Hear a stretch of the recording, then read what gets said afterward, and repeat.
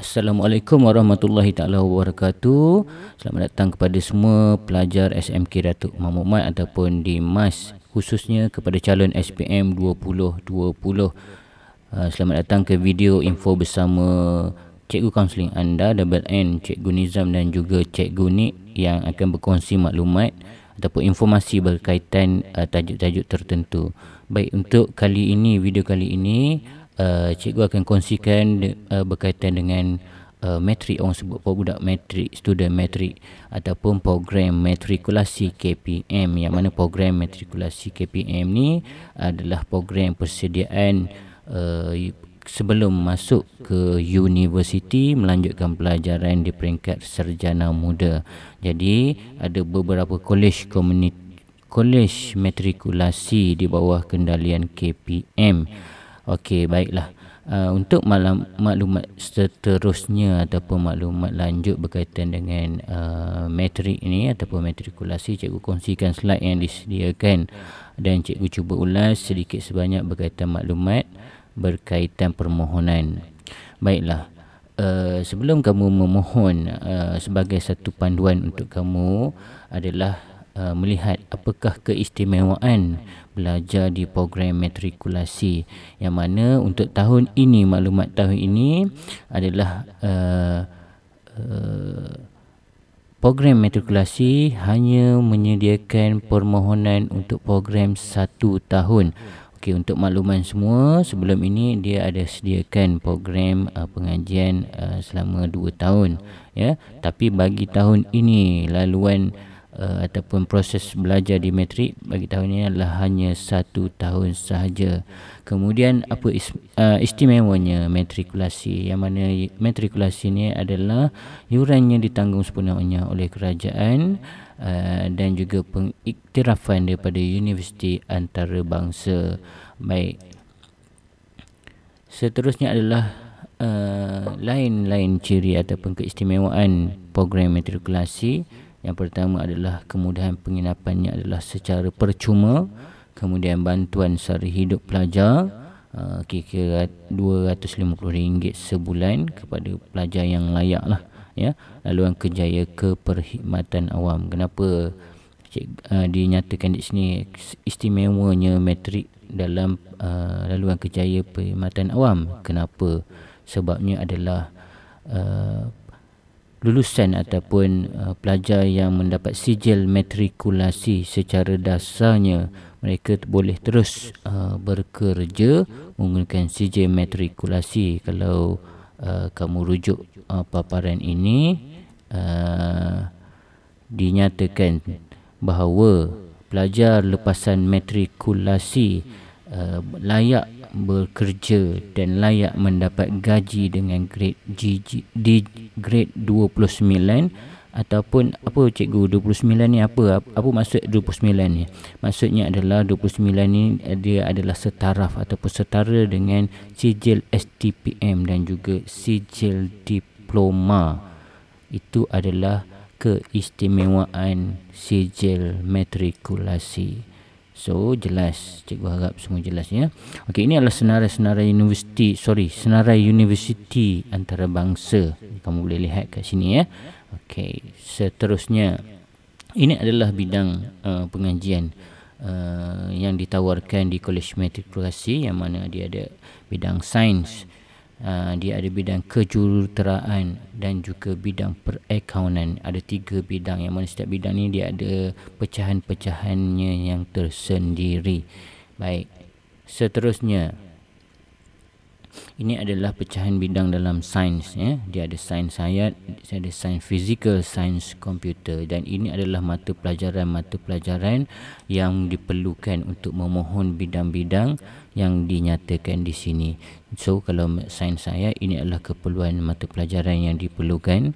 Sains fizikal, ini keperluan mata pelajaran yang diperlukan, dan sains komputer ini adalah mata pelajaran yang diperlukan.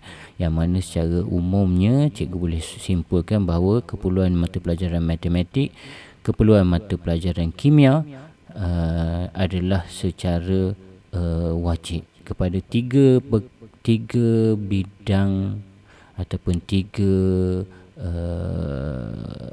program yang ditawarkan di sini, kecuali fizik hanyalah keperluan kepada sains hayat dan fizikal, manakala biologi adalah kepada sains hayat dan sains komputer. Jadi ini adalah keperluan mata pelajaran yang diperlukan untuk kamu masuk ke jurusan sains. Baik, seterusnya ini adalah laluan bagi jurusan kejuruteraan. Okey, ada 4 sub program, iaitu asas, kejuruteraan asas, awam, elektrik dan elektronik serta mechanical. Ini adalah mata pelajaran yang diperlukan. Secara umumnya kamu boleh lihat semua perlukan matematik, kemudian kimia dan juga fizik. Nampak tak? 3 subjek ni adalah teras kepada jurusan kejuruteraan selain daripada mata pelajaran yang lain. Seterusnya adalah berkaitan dengan jurusan perakaunan, yang mana jurusan perakaunan ni terbagi kepada 2, perakaunan dan juga perakaunan profesional. Dia ada keperluan mata pelajaran yang tertentu untuk 2 sub ataupun pecahan perakaunan ini. Kalau kamu lihat, matematik adalah satu kewajipan bagi perakaunan dan perakaunan profesional.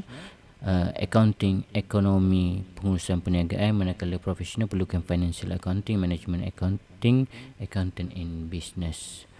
Seterusnya, ini adalah kursus wajib yang kamu perlu belajar semasa di matrik, iaitu bahasa Inggeris, pengajian am, co-curriculum, pendidikan Islam ataupun moral. Nampak pelajar tengah belajar ni, kemudahan di matrik ini ada Dewan Audi, tempat duduk Audi. Kemudian ini adalah syarat am. Apa yang perlu semua pelajar ada sebelum layak masuk ataupun mohon. Umur tidak lebih daripada 20 tahun, warga negara Malaysia, dan juga pemohon mestilah calon SPM tahun semasa bermaksud. Slide ini merujuk kepada tahun SPM 2020. Okey, ini syarat minimum. Kalau kamu lihat di sini ada pecahan-pecahan jurusan dan juga subjek-subjek, keperluan subjek, ya, keputusan subjek. Kalau di sini kamu lihat jurusan sains perlulah capai C dalam bahasa Melayu, bahasa Inggeris, matematik B, kimia dan juga admat serta fizik ataupun biologi C, serta lulus sejarah. Manakala kejuruteraan BM, BI, fizik, admat perlulah C, matematik B, lulus kimia, lulus sejarah dan sekurang-kurangnya grade C bagi mana satu pelajaran. Mana kelompoknya cikgu? Okey, nanti lepas ni, slide lepas ni. Kemudian jurusan perakaunan kamu lihat di sini, bahasa Melayu, bahasa Inggeris, matematik perlulah C, lulus sejarah dan sekurang-kurangnya grade C bagi mana-mana 3 mata pelajaran. Mana mata pelajaran tu cikgu? Nanti lepas ni. Okey, ini secara umumnya. Jadi untuk perakaunan ni, kalau kamu lihat tidak ada matematik tambahan yang menjadi kewajipan untuk masuk. Ya, bahasa Melayu, bahasa Inggeris, matematik dan lulus sejarah serta 3 mata pelajaran lain mesti C. Okey, nanti cikgu akan tunjukkan, ya. Seterusnya adalah jurusan perakaunan profesional.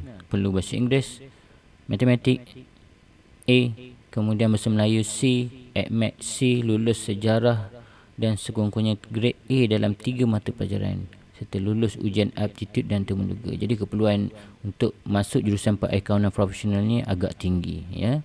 Dan juga keputusannya perlu lebih baik, ya. Perlu lebih baik berbanding dengan jurusan perakaunan. Okey, jadi itu adalah syarat minimum yang diperlukan. Bila sebut minimum ni, kalau kamu cukup syarat, kamu boleh mohon.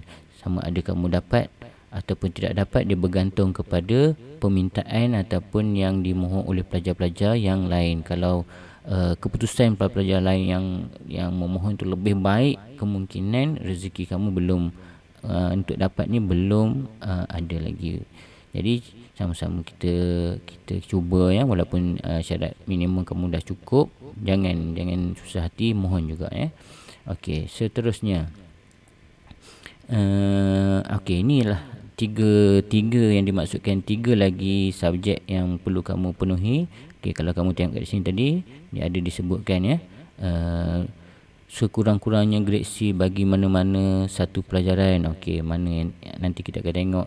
Ini sekurang-kurangnya grade C bagi 3 mata pelajaran. Nanti kita tengok. Ni okey, ni tak ada. So seterusnya adalah okey, kita tengok kepada jurusan kejuruteraan, dan sekurang-kurangnya grade C bagi mana-mana satu mata pelajaran. Maknanya daripada kelompok pelajaran ni kamu perlu pilih satu sahaja grade C. Sekurang-kurangnya ini untuk kejuruteraan. Seterusnya jurusan perakaunan yang cikgu sebut tadi tidak ada ADMAT ya, diperlukan, tetapi sekurang-kurangnya grade C bagi mana-mana 3 mata pelajaran berikut. So dalam kelompok ini, kalau kamu ada 3 mata pelajaran yang grade C, kamu layak memohon. Sebagai contoh, kamu ambil sains rumah tangga, ada dapat C, boleh mohon. Sains sukan ada, kemudian kamu ambil perniagaan, ada. So 3 mata pelajaran dari kelompok ni perlulah sekurang-kurangnya C untuk kamu layak mohon matrikulasi jurusan perakaunan.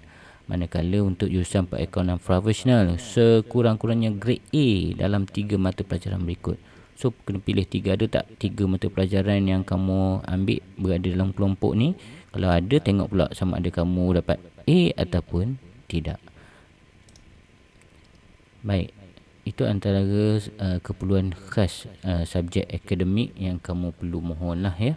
Jadi setelah kamu dah cukup syarat, kamu dah study apa keperluannya, dan kamu mohon daftar.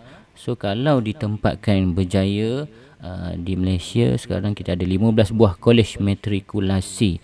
Kalau kamu lihat peta kat sini ya, ada tempat-tempatnya ditawarkan. Ada orang dia fikirkan tempat belajar tu di mana, ada orang dia tak kisah ya. Mana-mana belajar pun tak kisah. Kalau kamu tengok Semenanjung ni banyaklah ya. Kemudian di Sabah dan Sarawak pun ada. Oh sorry, ini di Labuan ya, di Labuan, dan juga di Sarawak. Okey, ini 15 buah kolej matrik yang cikgu kongsikan. Seterusnya, okey, inilah nama-nama kolej matrikulasi yang ada di Malaysia. Mungkin cikgu boleh highlight sedikit lah ya. Mungkin kalau kita di Pahang ataupun berada di Pahang ni, sebenarnya kita ada 2 kolej matrikulasi Pahang, iaitu di Gambang. Kemudian kita ada satu lagi iaitu kolej matrikulasi kejuruteraan Pahang di Jengka. Bermaksud di Pahang ni kita ada 2 KMK ni maksudnya kejuruteraan. So selain daripada negeri-negeri yang lain lah ya.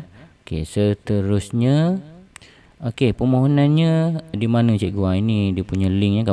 Kamu type, kalau di Google pun kamu boleh type lah ya. Kamu boleh type di Google matrik, akan keluarlah pautan ke ruangan matrikulasi KPM ya. Ruangan matrikulasi KPM bila cikgu? Tempohnya. Okey, tarikhnya adalah 15 Mac sehingga 15 April. Hampir sama dengan permohonan ke PISMP ataupun program ijazah sarjana muda perguruan, pun sama tarikhnya. Okey, nanti kalau kamu dah mohon, dah lengkapkan permohonan, akan ada ujian aptitude dan juga temuduga bagi jurusan perakaunan profesional. Jadi kalau kamu mohon tu, dia akan ada interview lah. So penempatan ni cikgu rasa tak ada masalah. Di mana sahaja kamu ditempatkan, kamu belajarlah, ambillah peluang. Ini cikgu sebut tadi 3 kolej yang melibatkan kejuruteraan.